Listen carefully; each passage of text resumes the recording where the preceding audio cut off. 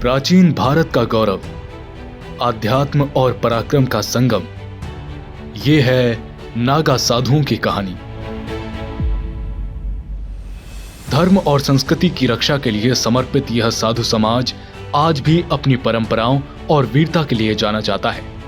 आइए जानते हैं पंचदश नाम जूना अखाड़े और नागा साधुओं के अनोखे इतिहास को।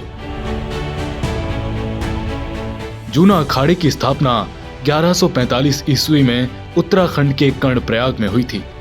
यह अखाड़ा भगवान शिव और उनके रुद्रावतार भगवान दत्तात्रेय को अपना इष्ट मानता है। इसकी स्थापना का उद्देश्य हिंदू धर्म की रक्षा और प्रचार प्रसार था। जूना अखाड़ा शैव संप्रदाय का हिस्सा है। यह न केवल आध्यात्मिक परंपराओं में समृद्ध है, बल्कि नागा साधुओं को युद्ध कौशल में भी पारंगत बनाता है। ये साधु त्रिशूल, तलवार और भाले जैसे अस्त्र शस्त्र धारण करते हैं। इतिहास के पन्नों में दर्ज है कि अहमद शाह अब्दाली ने मथुरा और वृंदावन को लूटने के बाद गोकुल पर हमला करने की योजना बनाई, लेकिन नागा साधुओं ने अपनी वीरता से अब्दाली को गोकुल लूटने से रोक दिया। गुजरात के जूना अखाड़े में नागा साधुओं ने निजाम के खिलाफ भीषण युद्ध लड़ा।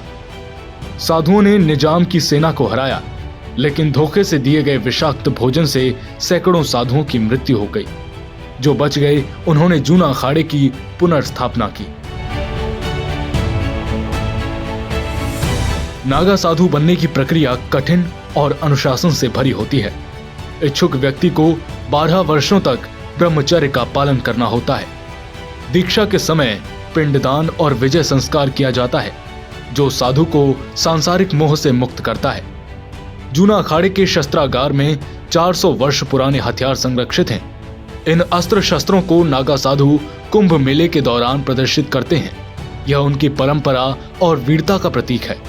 नागा साधुओं ने न केवल मुगलों और निजामों से लड़ाई लड़ी, बल्कि अंग्रेजों के खिलाफ भी सन्यासी विद्रोह में भाग लिया।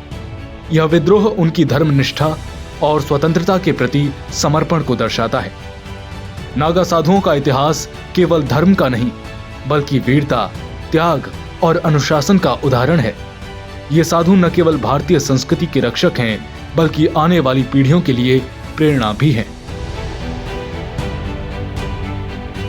तो इस महाकुंभ में आइए इस परंपरा और गौरवशाली इतिहास का हिस्सा बने। नागा साधुओं के साथ भारत की महानता का अनुभव करें।